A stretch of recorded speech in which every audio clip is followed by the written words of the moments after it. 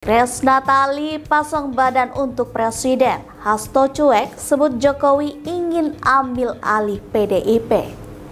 Duet Anies Baswedan dan Rano Karno. PDIP tunggu keputusan Megawati Soekarno Putri. Pendukung Ahok dan Anies coblos kotak kosong di Pilkada Jakarta 2024. Kimplos buat PDIP tak berkutik di Pilkada 2024. Si banteng dikucilkan. Halo sahabat Pojo, minggu ini kita akan menyajikan berita-berita terupdate, aktual dan berbagi informasi menarik lainnya selama sepekan. Bersama saya Vanessa di program Resum Pojok Negeri Media.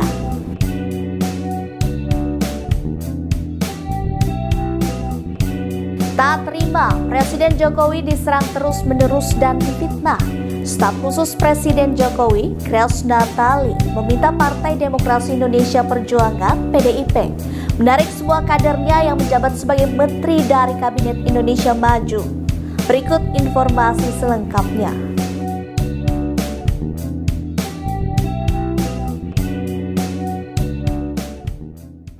Tak terima Presiden Jokowi diserang terus-menerus dan difitnah. Staf khusus Presiden Jokowi, Grace Natali, meminta Partai Demokrasi Indonesia Perjuangan atau PDIP menarik semua kadernya yang menjabat sebagai menteri dari Kabinet Indonesia Maju. Bahkan, jikalau sudah tidak sejalan dengan pemerintah, PDIP seharusnya menarik menteri-menterinya. Bahkan, Grace menanggapi pernyataan Sekretaris Jenderal PDIP Hasto Kristianto yang menuding Jokowi ingin mengambil alih partai banteng berbonceng putih. Grace menilai pernyataan Hasto melewati batas. Selain itu, ia menantang Hasto membeberkan bukti.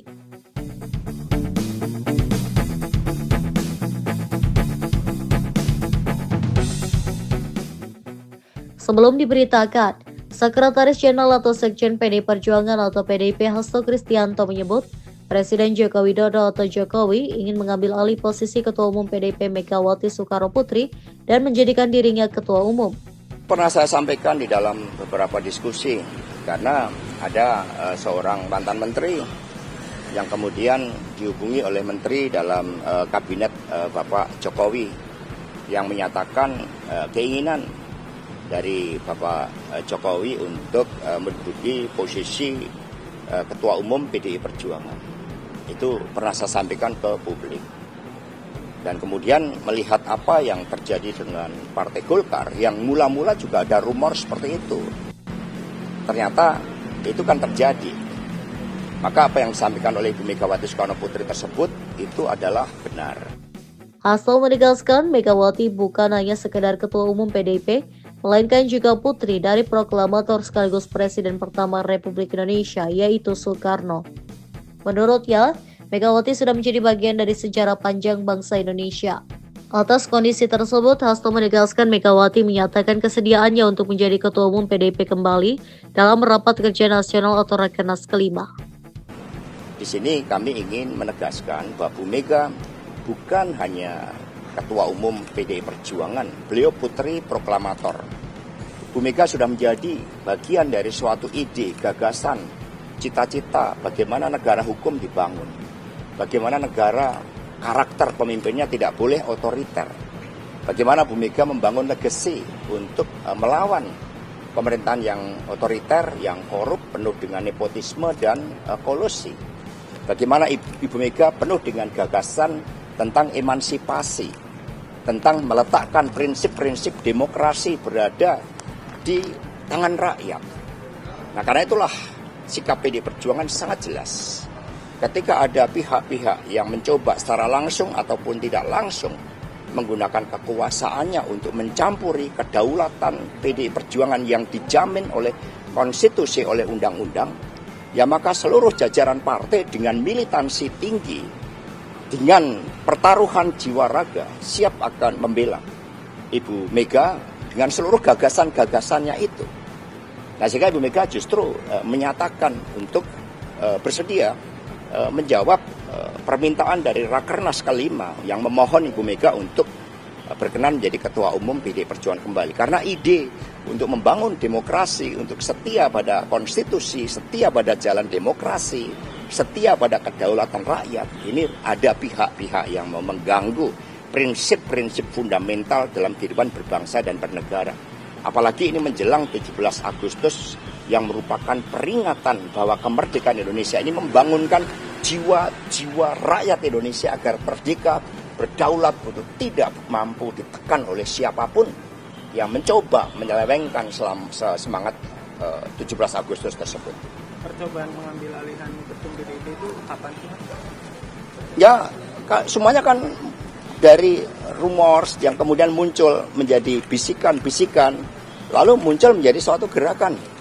Kan kami juga belajar dari partai politik lain.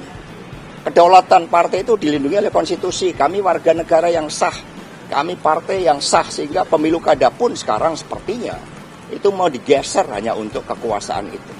Mas, ini momentum Bu Mega mengatakan akan penjagalan partai atau PDIP ini karena melihat momentum Golkar yang sekarang diguncang gitu. Jadi itu bisa membuktikan apa yang disampaikan Bu Mega itu benar gitu. Itu momentum suara kebatinan, suara nurani yang bening. Itu momentum ketika kami mempersiapkan pemimpin-pemimpin dari rakyat dan kemudian ada yang mencoba untuk mengganggu. Di antara calon kepala daerah yang diumumkan kemarin, calon wakil kepala daerah itu ada sosok yang mulai berkarir di PD Perjuangan itu sebagai office boy. Kemudian dia belajar manajemen, belajar komputer, mengambil S1, S2.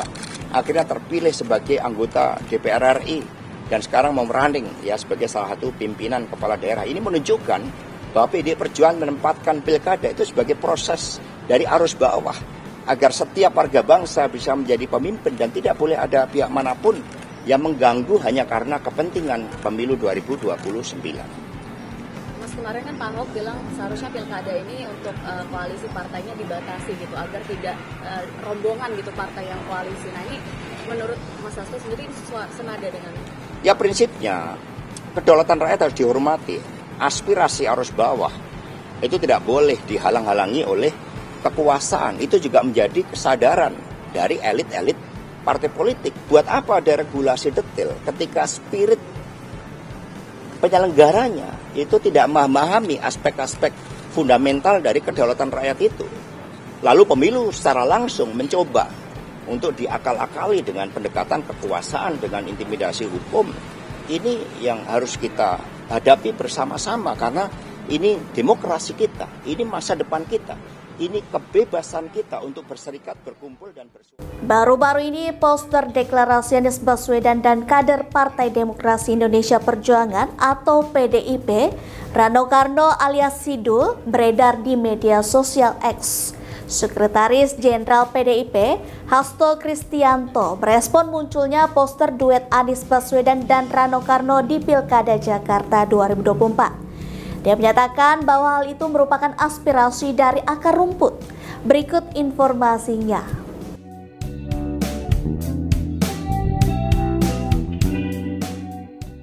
Sekretaris Jenderal PDIP Hasto Kristianto merespon munculnya poster duet Anies Baswedan dan Rano Karno di Pilkada Jakarta. Dia menyatakan bahwa hal itu merupakan aspirasi dari akar rumput. soal deklarasi Anies sama Ya itu ada aspirasi, misalnya dari akar rumput untuk Mas Anies dan Sidul anak Betawi Mas Rano Karno. Yaitu merupakan ekspresi dari arus bawah. Partai terus mencermati suara-suara rakyat. Sebelumnya, poster deklarasi Anies Baswedan dan kader Partai Demokrasi Indonesia Perjuangan atau PDIP, Rano Karno alias Sidul, beredar di media sosial X. Unggahan yang dibuat oleh @Muhammad Roke itu telah mendapatkan 499.000 penayangan dan disukai oleh 4.317 publik internet. Dalam poster itu tertulis deklarasi calon gubernur dan wakil gubernur Jakarta 20 Agustus 2024, Jakarta International Stadium. Tampak wajah Anies Baswedan dan Rano Karno dalam poster itu, beserta logo PDIP, PKB, Partai Perindo, dan Partai Umat. Pengunggah itu menambahkan akunnya sebagai barisan muda relawan Amin Indonesia. Amin merupakan akronim Anies dan Muhaimin yang digunakan ketika Pilpres 2024 oleh Koalisi Perubahan sebagai partai pengusung. Meski begitu, Hasto mengatakan bahwa hingga saat ini masih menunggu keputusan dari Ketua Umum PDIP Megawati Soekarnoputri. Hal itu dikarenakan PDIP memiliki disiplin ihwal calon yang bakal diusung di Pilkada Jakarta. Hasto menyebut partainya terus bergerak hingga menjelang pembukaan pendaftaran pasangan calon oleh Komisi Pemilihan Umum atau KPU pada 27 Agustus mendatang. Dia mengungkapkan pengumuman pasangan calon yang bakal diusung PDIP di Pilkada Jakarta masih melihat momentum dengan mencermati pergerakan rakyat suara dari arus bawah hingga suasana kebatinan. Belakangan PDIP digadang-gadang akan menduetkan kader partainya dengan mantan Gubernur DKI Jakarta itu di Pilkada Jakarta. Dan juga mencermati ketika saat ini ada juga yang menggunakan KTP warga Jakarta tanpa pemberitahuan terkait dengan calon perorangan. Sehingga kemarin kami mendengar ada laporan ke polisi atas penggunaan KTP warga secara sepihak dan ada upaya-upaya mobilisasi sepertinya untuk menciptakan calon tandingan yang dibuat-buat. Maka rakyat pasti akan bergerak ketika ada melihat ketidakberesan. Jangan sampai demokrasi dipasung hanya karena kepentingan kekuasaan. Tapi Mas Hasto optimis nggak sih laporan ini kan udah ditindaklanjuti juga ya sama masyarakat, banyak menemukan dugaan KTP tersebut dicatat begitu ya. Mas Hasto optimis nggak kalau ini akan ditindaklanjuti sama KPU? Atau... Kami optimis bahkan itu akan menjadi gerakan rakyat. Karena kedaulatan itu berada di rakyat. Buat apa kita merdeka? Ketika kedaulatan akhirnya diserobot oleh kepentingan kekuasaan, apalagi dipersempit lagi oleh kepentingan keluarga. Ini yang tidak boleh terjadi. Mas Hasto mengenai deklarasi Anies tadi, itu kan dari rakyat, dari PDIP sendiri itu kan? Kami sebagai partai kan punya disiplin. Sehingga kami menunggu keputusan dari Ketua Umum, tetapi partai terus bergerak. Mengadakan pelatihan-pelatihan tim kampanye, pelatihan saksi, rapat koordinasi pemenangan, bahkan sudah 2.500 lebih di seluruh Indonesia kader partai yang dilatih pemenangan. Itu cara-cara mengedepankan kekuatan gotong royong. Besok pagi 6.000 orang akan mengikuti kegiatan Soekarno Run karena di balik tekanan-tekanan ini badan kita harus sehat. Jadi bahan pertimbangan nggak Mas buat mengusung Anies dan dengan deklarasi dari masyarakat? Ya nanti kita lihat pergerakan rakyat dan suara arus bawah. Dilaporkan Hasto menemui Ketua Umum PKB Mohaimin Iskandar di kawasan Widya Chandra, Jakarta Selatan pada Jumat malam 2 Agustus 2024. Perwakilan PDIP itu mengaku membuka peluang koalisi dengan PKB dalam Pilkada Jakarta. Adapun Hasto datang bersama Ketua Dewan Pengurus Wilayah atau DPW PDIP Jawa Timur Said Abdullah. Pertemuan itu digelar setelah tersiar kabar soal Presiden Joko Widodo bertemu Ketum Partai Nasdem Surya Paloh pada hari yang sama. Jokowi kabarnya meminta Surya menarik dukungan partainya kepada Anies.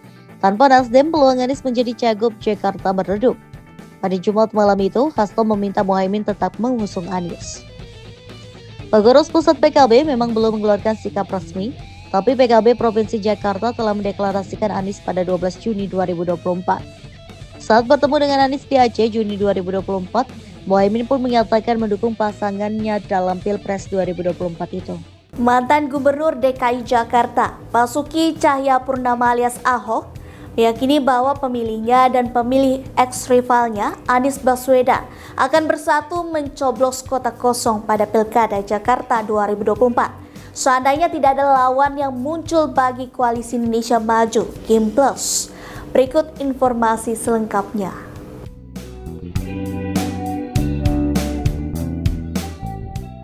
Mantan Gubernur DKI Jakarta Basuki Cahayapurnama alias Ahok meyakini bahwa pemilihnya dan pemilih eks-rivalnya Anies Baswedan akan bersatu mencoblos kota kosong pada Pilkada Jakarta 2024 seandainya tidak ada lawan yang muncul bagi Koalisi Indonesia Maju atau KIM Plus. Ia kembali mengungkit ucapannya pada 3 Agustus lalu ihwal calon boneka berupa pasangan calon independen yang dimunculkan untuk menjadi lawan lemah bagi Ridwan Kamil yang diusung koalisi pendukung Prabowo Subianto.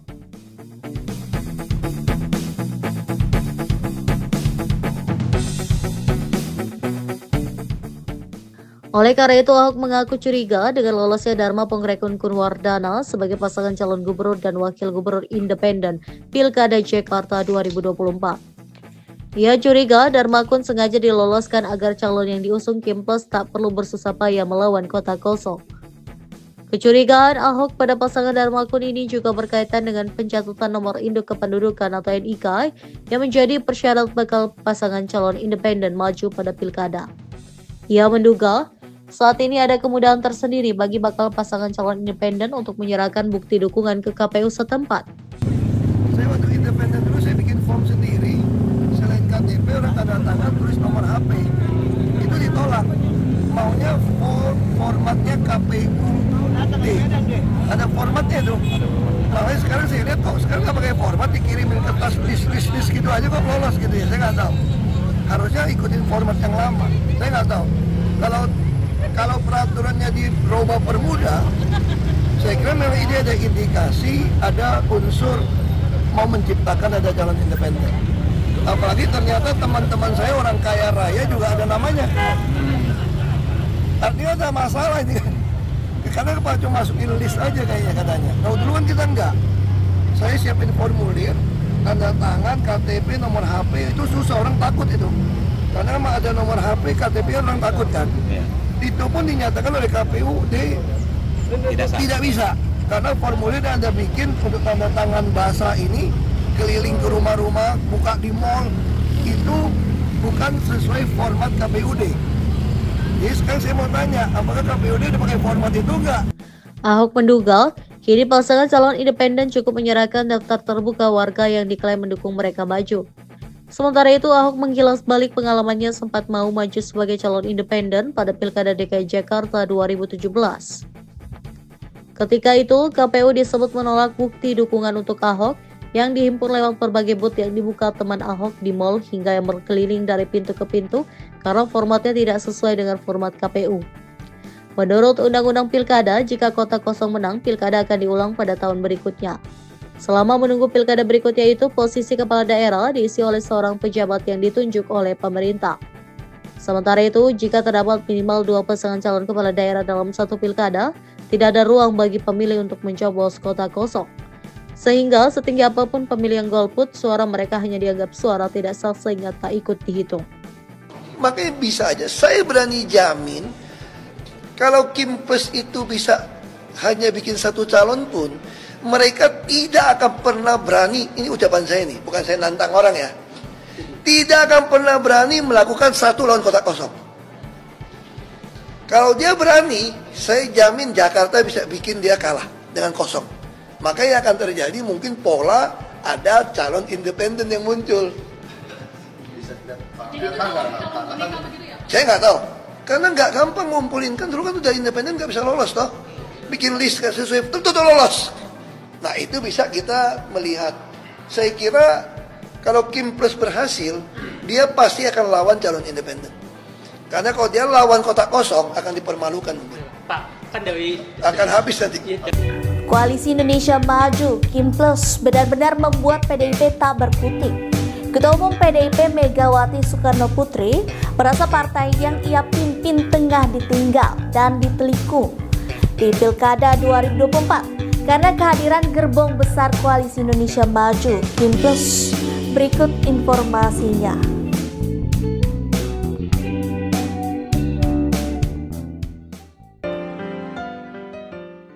Ketua Umum PDIP Megawati Soekarno Putri merasa partai yang ia pimpin tengah ditinggal dan ditelikung di Pilkada 2024 karena kehadiran gerbong besar Koalisi Indonesia Maju atau KIM+. KIM sendiri adalah koalisi parpol pendukung Prabowo Subianto dan Gibran Raka Buming Raka di Pilpres 2024 lalu. Di Pilkada 2024, KIM berniat mengkait parpol lain di sejumlah wilayah strategis seperti Jakarta, Jawa Barat, dan Jawa Tengah untuk membentuk koalisi gemuk bernama KIM+. Megawati memandang KIM membuat parpol-parpol lain meninggalkan PDIP sendirian. Hal ini disampaikan oleh Megawati saat konferensi pers di kantor DPP PDIP Jalan Diponegoro, Menteng, Jakarta Pusat, Rabu 14 Agustus 2024 lalu.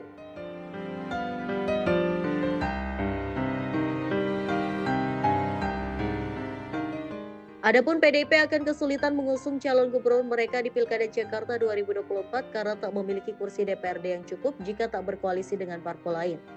Padahal PDIP sempat punya keinginan mengusung kader mereka sendiri di Pilkada Jakarta seperti Ahok alias Basuki Cahayapurnama atau Pramono Anung. Analisis sosiopolitik ISAS Musfi Romdoni menilai Megawati seolah ingin menyatakan jika PDIP sedang dijegal penguasa di Pilkada. Dalam konteks Pilkada, hal ini terlihat dari PDIP yang tampak dikucilkan oleh gerbong parpol KIM di sejumlah daerah strategis. Mufti memandang Presiden Joko Widodo memang kerap disebut-sebut ada di belakang upaya penjagalan PDIP lewat manuver parpol-parpol KIM. Karena merasa dikhianati Jokowi di Pilpres 2024, PDIP pasti memukul balik setelah Jokowi lengser Oktober mendatang.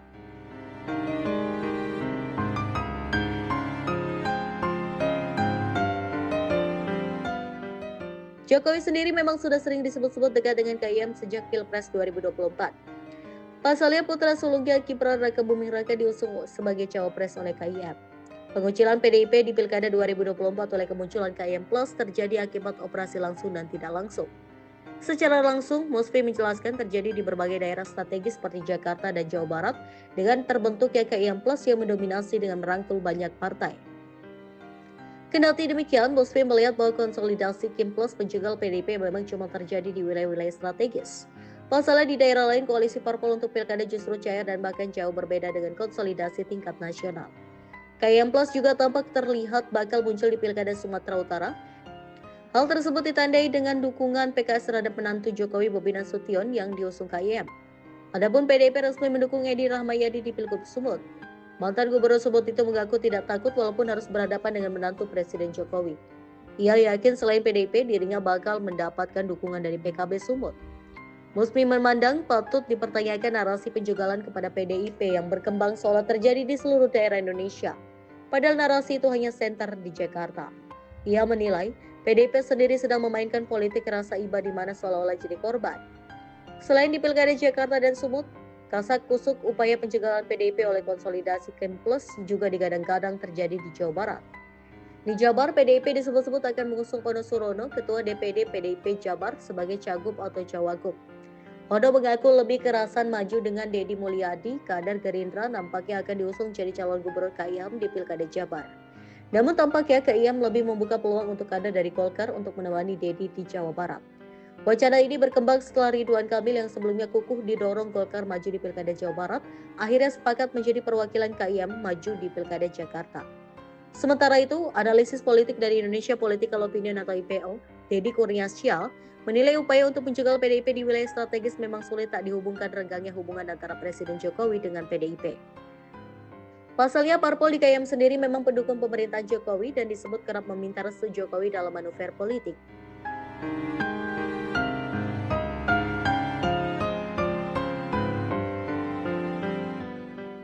Deddy memandang intervensi serupa berpotensi terjadi di Pilkada Jabar. Sejauh ini, di Banten sendiri KIM berpisah jalan dengan Golkar karena kukuh mendukung kader sendiri untuk jadi calon gubernur yakni Airin Rahmidiani. Airin sendiri disebut menolak pinangan Gerindra yang ingin menyodorkan Andra Soni sebagai wakilnya di Pilkada Banten. Alhasil Gerindra sepakat mendorong Andra Soni dengan kader PKS Dimyati Natakusuma. Mayoritas parpol di KIM melabuhkan dukungan kepada Andra Dimyati ketimbang Airin. Airin sendiri sempat digadang-gadang bakal dipasangkan dengan Ketua DPD PDIP Banten Ade Sumbardi. Namun, mundurnya Erlangga Hartarto dari kursi Ketua Umum Golkar disebut punya potensi merubah pilihan partai beringin itu di Pilkada Jabar. Deddy menilai jika Golkar akhirnya memilih merapat ke Andra Dimyati karena ada tekanan, artinya PDIP juga ditinggalkan di Pilkada Banten. Meskipun skenario penjegalan PDIP tidak terjadi di semua tempat, Deddy menilai mayoritas provinsi telah terkunci oleh KIM Plus. Kendati demikian, secara umum PDIP sebetulnya tidak dijegal tetapi gagal bertarung karena minim mitra politik melawan dominasi KIM di daerah-daerah strategis. Di sisi lain, Sekretaris Jenderal atau Sekjen PDIP Hasto Kristianto menepis anggapan bahwa PDIP tengah dikepung atau dijegal KIM dalam kontestasi Pilkada serentak 2024. Ia justru mengatakan PDIP bisa merangkul partai-partai yang ada di KIM dan tengah membangun komunikasi politik untuk pilkada di sejumlah daerah. Hasto justru mendorong agar hal yang perlu dikepung hingga diperatas adalah kejahatan seperti korupsi hingga judi online, bukan PDIP. Ia mengklaim aparat saat ini baru sebatas menangkap pelaku judi online kelas 3. Itu tadi berita terhangat selama sepekan ini. Nantikan berita lainnya di web kami di pojoknegeri.com dan di channel YouTube Pojok Negeri Media. Jangan lupa untuk komen, like, dan subscribe channel kami. Kami undur diri, sampai jumpa di Resum pekan depan.